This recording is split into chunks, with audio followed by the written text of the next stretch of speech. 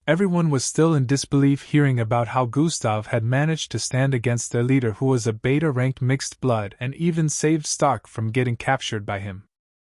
However, this had been confirmed by Viltru, the most powerful Vertigan, and Stark himself. Both of them sang praises of Gustav's prowess. This kid has a very bright future ahead of him. The Vertigan family should stay friends with such a person, Uncle Bela thought internally as stared at Gustav with a look of adoration. Thank you for your assistance, Officer Crimson. We will forever be in your debt, Madame Lillian stated with an appreciative tone. Gustav nodded in response, while some of the other uncles and aunts here also voiced their appreciation. His work here was pretty much done, but he was still worried about the leader of the cult, who was probably roaming about free at this point. Gustav didn't think the orbs were enough to kill the master despite how powerful it was. For all he knew, the master might not have been unfazed by the explosion.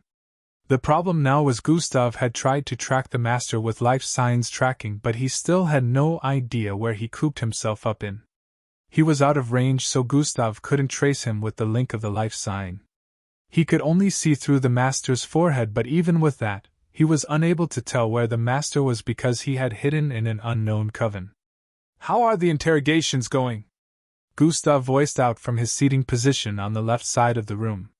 He needed to know if any of the Satori members would be able to identify the environment he saw through life signs tracking so they could use that to track the leader. All of them claim to be unfamiliar with the environment you described, Madame Salora responded while shaking her head. This made Gustav feel a little disturbed as he wondered how no one was able to identify where he was seeing with life signs tracking. Chapter 906 Visiting the cells. As this meant the master already had contingency plans of hiding out in an unknown place if things ever went sideways. What exactly is that environment, and how does it relate to the case? One of the uncles asked with a curious look. It's a lead, Gustav responded, but didn't reveal more than this. He would be unable to explain how he managed to find this lead since he couldn't let anyone know he had a power like life signs tracking. Have both family branch heads been questioned? Gustav asked. Yes, they both have as well, but it's the same, Madame Lillian replied. Gustav had a contemplative look on his face as he heard that and held his chin. You don't have to worry, Officer Crimson. If the leader ever returns, we'll be ready, Madame Salora assured after seeing the contemplative look on Gustav's face. That's fine, but I want to ask them personally, Gustav demanded. Gustav left the interrogation to the main family after he had played his part in helping them capture the cult members. The main family had done a good job of interrogating the cult members and finding out their objectives. As expected, they planned to abduct Stark and get the emblem back by using him as a bargain, but not actually giving him back to the main family until they had cracked how to harness the power of the emblem. The leader was going to use the power to hijack power from the main family and let the cult run the island. The MBO would never interfere if such a situation happened because the cult members were also Vertigons. The MBO wouldn't want to interfere in inter-family conflict as they didn't really have any right to. It was a good thing the situation was resolved before it got to this point. The meeting they were holding was planned since they already knew Vertigan troops would come after them. However, they never expected that Stark would come over to the Master's Tower. The plan was to ambush the main family residence while the Vertigan troops were busy battling with the ones at the second tower outside the island.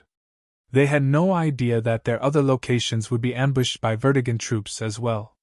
Gustav and Stark's appearance was unexpected, but the Master felt it was the best situation since he only needed to abduct Stark for everything to come to an end. However, he had not expected his plans to be foiled by the combined effort of Gustav and Stark. The family head ceremony would be held the next day, which was why Stark wasn't present in the meeting because they were preparing him for tomorrow. Stark would be fusing with the emblem, which would spell the end of any plots since the emblem could not be stolen the moment it fused with a Vertigan. Gustav wanted to wait till after the ceremony tomorrow before he decided to leave, but at the same time, he wanted to do all he could to locate the Master beforehand. Madame Salora and Uncle Bela led Gustav to the dungeon-like area where all the cultists were kept. The cells they were being kept in were energy-dissipating cells that prevented them from channeling their bloodline. The cell both branch heads were kept was significantly larger than the others since they were higher in strength. They were kept together in the same cell with glass walls. Gustav stood in front of the glass walls and stared at both prisoners who were seated with their backs against the wall with defeated looks on their faces. For a brief instant, Gustav recalled the final year cadet he defeated as he stared at Tridacyl's face. Well, looks like I might have made a lifelong enemy. This thought was thrown to the back of his mind the instant it was formulated. Gustav proceeded to describe the looks of the environment he saw during the activation of life sign tracking. Both of them listened with an unconcerned expression, and later voiced out how they had no idea of where such a place was located. Even after giving out vivid details of what he saw, they still shook their heads in confusion. As you can see, Officer Crimson, just like we stated, they have no idea, Uncle Bila said from behind. There's still one last thing I have to try, Gustav said while looking around and staring at the other cells. Which is? Madame Salora asked from behind. Grant me access to go in, Gustav said while taking off his red jacket. What? Both of them voiced out with looks of confusion after hearing that. You heard me, I need to get in there, Gustav repeated himself. The cells repress bloodline channeling, so just like them you will be unable to use your abilities, which makes it dangerous for you to go in there, Uncle Bila explained. I know, grant me access, Gustav said with an unbothered expression. It's too dangerous, Madame Salora voiced out in disagreement as well. It is fine, I'm a well-trained MBO officer, so it'll be okay, Gustav assured them. They still had reluctant looks on their faces as they stared at each other for a while. All right then, but be very careful, okay? We don't know what they might try, Madame Salora finally gave in as she voiced out. Yes, you have to be careful, Uncle Bila added. No worries, I can handle it, Gustav responded. TSSSHHH. A small space opened up in the next moment, which was not big enough for even a little kid to fit through. Gustav pushed his hand forward just as instructed and took a step forward as well. The instant he did that, he felt a kind of trippy pull and found himself on the other side of the glass. It was like a small spatial tunnelway with the ability to transport anything to the other side despite the size. Gustav could instantly feel his bloodline getting sealed after entering the cell. It's similar to Officer Bryant's ability, but on a much larger scale, Gustav thought as he recalled Instructor Bryant from the MBO camp. Chapter 907. Finding the Master. Both prisoners stared at him with inexplicable looks. Were you the one in charge of this operation the whole time? Tridacyl asked while properly analyzing Gustav's features. He had noticed how the two main members of the family spoke to Gustav with respect. That doesn't matter, Gustav said while walking toward them. That means it's you then. You were the one that caused me to pass out on that fateful night. You've been watching for longer than we knew. Coterio's face lit up in actualization as he voiced out. The main family, keeping things under wraps, had truly left the enemies without any idea that an MBO officer was already investigating the case. While it looked like it was a good thing for them that it wasn't revealed to the entire family that the emblem had been stolen, it actually wasn't. This blinded their access to information as they had no idea about Gustav's presence in the city. They still thought that the main family was investigating by themselves, which they felt would lead to a dead end anyway.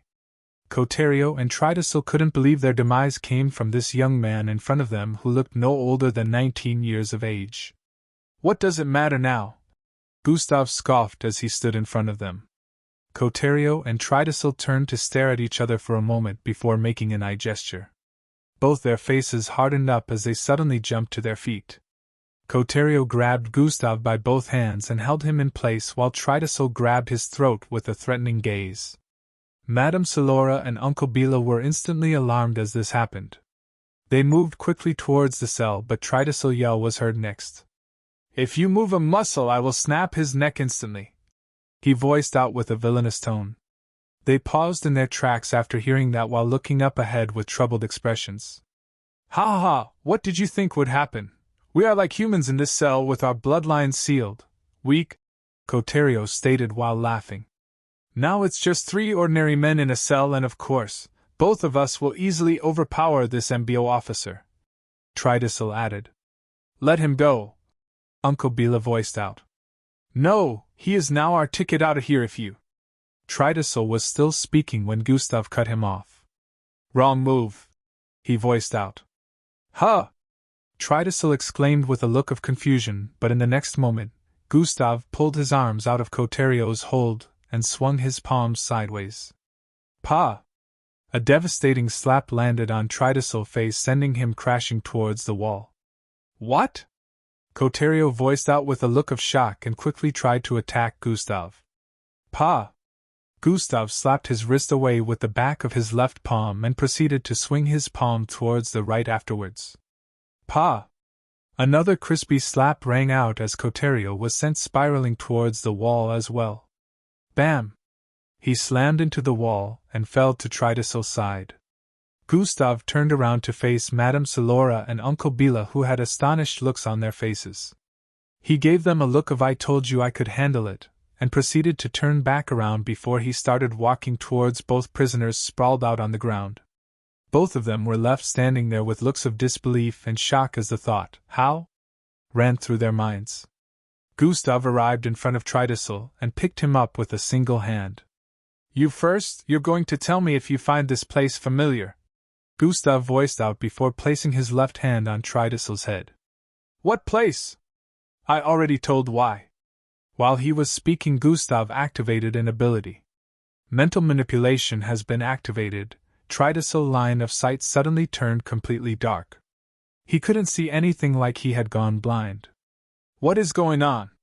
He voiced out with a confused tone, but there was no response. Life signs tracking has been activated. Tracking life signs. ****. All of a sudden Tridacil's point of view transformed as the imagery of a particular environment appeared in his mind. What is this? He voiced out with a look of astonishment. In showing you a location, tell me if it looks familiar, Gustav replied while leaving his hand on Tridacil's head. Tridacil was currently seeing Gustav's point of view as he tracked the master's life sign. Within this place, blue walls could be seen from the sides. A large holographic screen up with some furniture in the background and a door to the side which was wide open led to a hallway up ahead. Tridacil could see it clearly in his mind since picture representation had been clearly provided. This had him wondering how Gustav could use bloodline abilities within this cell. Anything look familiar to you? Gustav asked again after a few seconds. No, I've never seen this place before, Tridacil responded. Lie to me and I will end you right now, Gustav threatened with a cold tone. I swear I have no idea where this is, Tridacil said repeatedly. Gustav proceeded to threaten him with his wife and children, but Tridacil kept repeating the same thing. He had no idea where this place was located. Gustav proceeded to deactivate life signs tracking and flung Tridacil away before moving to Coterio next. The same situation played out again as Gustav activated life signs tracking and showed Coterio as well. Coterio was also unaware of where this place was located even after getting threatened repeatedly. After some time, Gustav came out of the cell and looked around once more. Are you satisfied now? Madame Silora asked. No, I'll be interrogating all of them next, Gustav said as he moved towards a cell up ahead. All of them? Uncle Bila asked with a look of confusion. Yes, all of them. One of them might be able to tell me where this goddamn place is located, Gustav said as he arrived in front of the news cell where a lady in a black outfit could be seen. Chapter 908. Disarm him. Give me access, Gustav said to both of them. Are you sure? Madame Silora asked. As you can see, it's perfectly safe, Gustav responded. They still couldn't believe Gustav could use bloodline abilities while within the cells, but they had seen it with their 2 eyes. Even right now he was using an ability that they had no idea about, which had them wondering if Gustav had multiple bloodlines. Gustav just wanted to be over and done with this mission as soon as possible so he could get back to his issues. This was why he wanted to make sure all cult members were caught and accounted for, leaving no loopholes behind. They gave Gustav access to this cell as well, and he went on to do the same thing he did with Tridacil and Coterio. As this yielded no fruit as well, Gustav went on to visit the next cell, and then the next, and then the next. He wasn't going to stop until he had interrogated all 200 plus of them, or someone was able to give him a hint as to where the place was located. At this point, Madame Salora and Uncle Bila already understood that Gustav must have been showing these cult members mind imagery of how the place looked. Gustav was doing this with the damaged bloodline, mental manipulation. Although mental manipulation was damaged, it could at least let Gustav speak to a person's mind and show them images. He couldn't use it to control anyone or read anyone's mind, but at the very least he could do this. Close to 3 hours later, Gustav was almost done interrogating all of them and still hadn't found anyone familiar with this place. Arriving at the second to the last cell, which was occupied by a young guy no older than 20, Gustav got down to work again. These cult members, who were considerably younger than the rest, had a frightened look all through Haven, been amongst those who were in the same location where the master nearly abducted Stark. He had seen Gustav's prowess and became really frightened of him despite them almost being age mates. "Does this place look familiar to you?" Gustav asked again, not caring that this inmate was way more frightened of him than the others. In fact, he felt it was to his advantage. "I doesn't lo, okay familiar at all," he said with a cracking voice. "Are you sure?" Gustav asked once more, which the cult members replied affirmatively. Gustav was disappointed that this was going to be another bust. He threatened the cult member again, despite him knowing that he was saying the truth, and as expected the place didn't look familiar to him.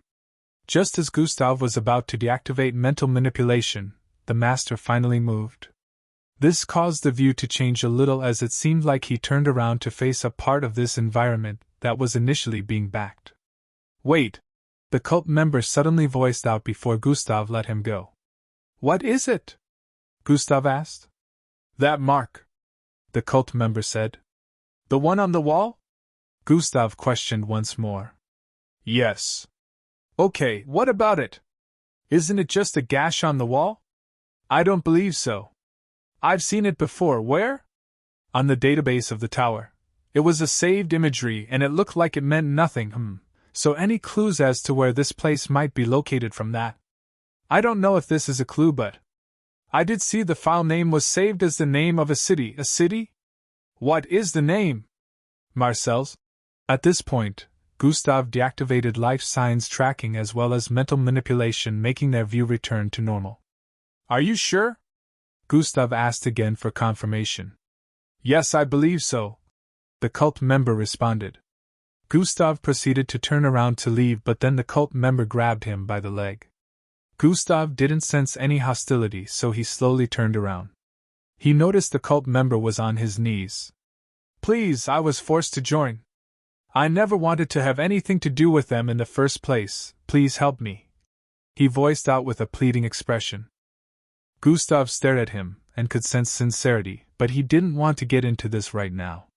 "When I confirm that you have been helpful, I'll come back and listen to what you have to say," Gustav said while proceeding to turn around to leave again. The inmate had a new hopeful expression on his face as the initial despair subsided. "I have a lead," Gustav said as he came out of the cell. Uncle Bila and Madame Salora stared at each other once more in amazement at Gustav's act. They proceeded to leave the dungeon-like area and went on to fill Madame Lillian in on the current development of things. At this point, it was already late in the evening, but the main family began planning another important mission. The mission was to capture the leader of the Satori.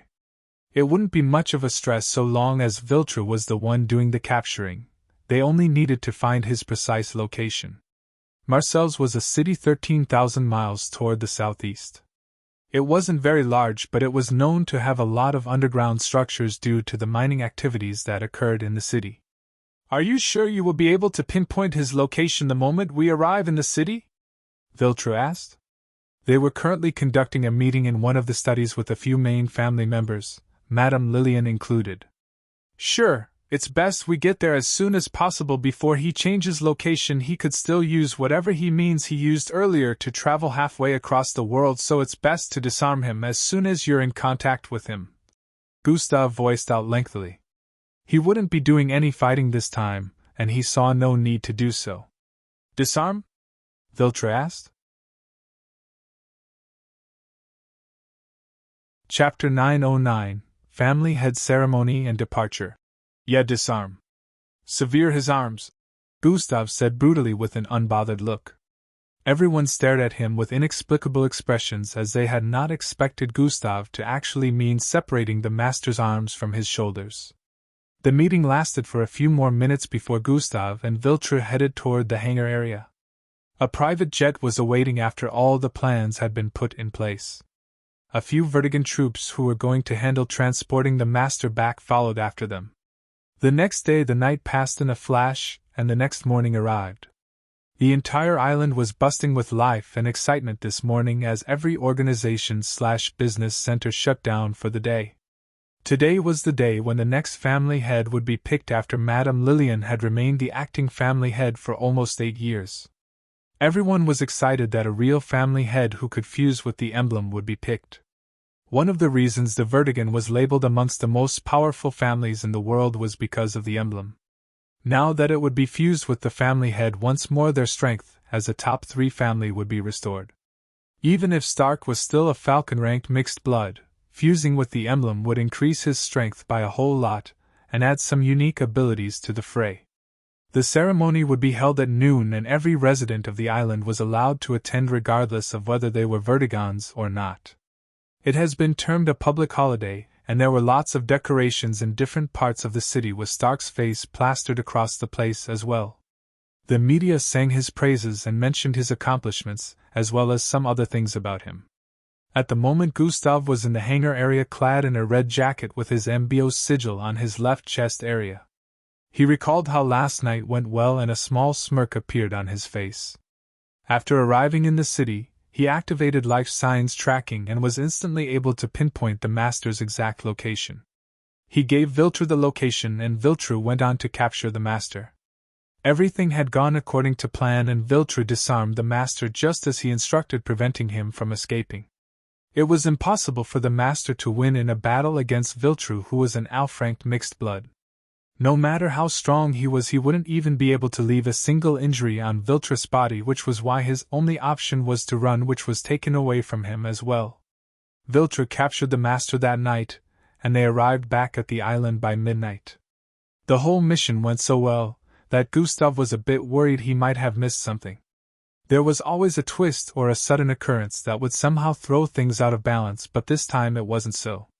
Gustav helped to free the cult member who gave him the information and left the Vertigans to deal with the others however they liked. The one last thing that baffled him was how the Satora got the emblem in the first place.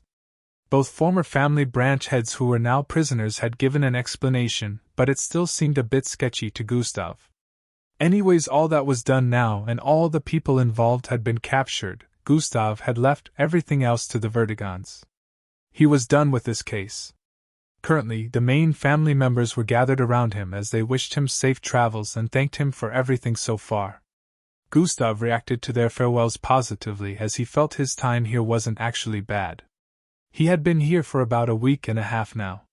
It made him glad that he completed the mission in such a short time frame, so he could go back to dealing with his own matters, since he won't be sent on another mission anytime soon.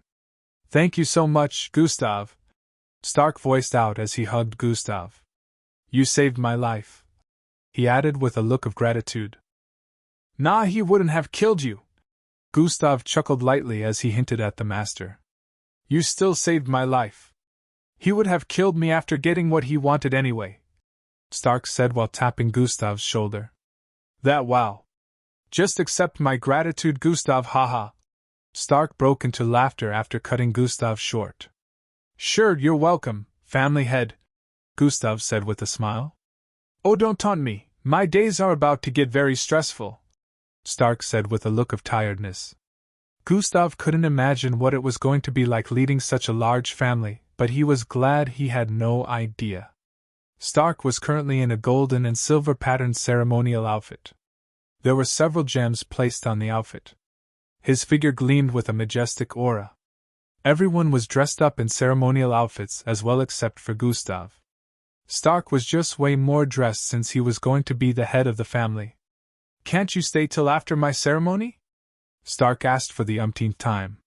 "Sorry, I have very important matters to attend to," Gustav gave him the same reply as before. Asterisk sigh asterisk at least I tried. Stark voiced out with a defeated look. You're going to do great, Gustav said as he patted Stark's shoulder twice. It's time for me to go now, Gustav said as he started walking towards the private jet parked by the side. Everyone was here including Madame Lillian.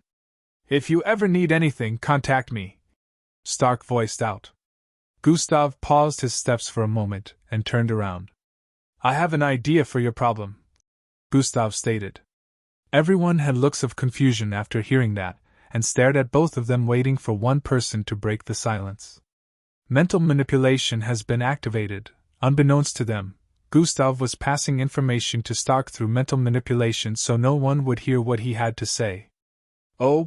Stark exclaimed as a smile appeared on his face. By now, Gustav voiced out as he made his way into the private jet.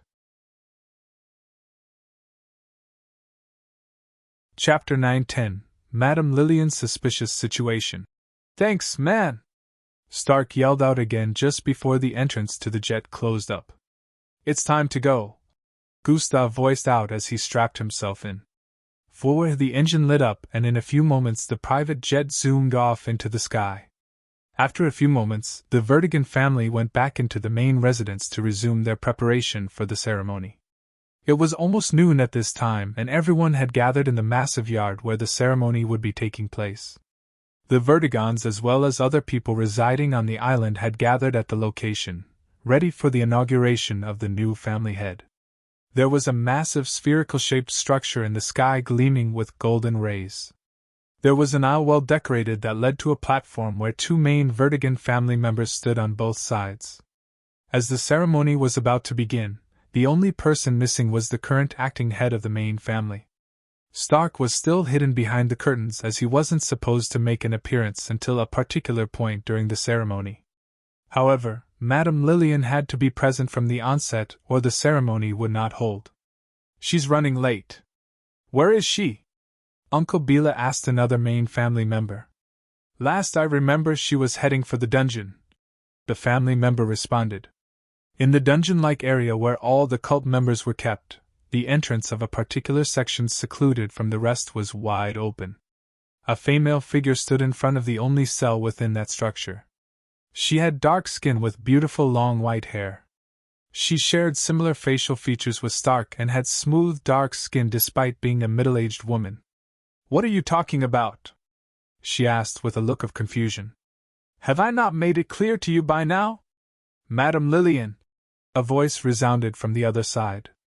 Within the cell, a white and yellow-haired man with his upper body bare could be seen restrained in a particular way. He had a backward C-shaped scar on his forehead. Both hands were spread apart and bounded by a circular floating silver mechanical device. Same with his legs as well. This was the leader of the Satori cult. The one known as the Master, who was one of the sons of the family head that died over a decade ago, and was in charge of the underwater projects during his lifetime. I don't understand how what you're saying is possible, Madame Lillian voiced out once more. You are the one who gave me access to the main family vault. I would never have been able to steal the emblem if not for your assistance, he said while a creepy smile appeared on his face. Rubbish. Do you expect me to believe this? How stupid do you think I am?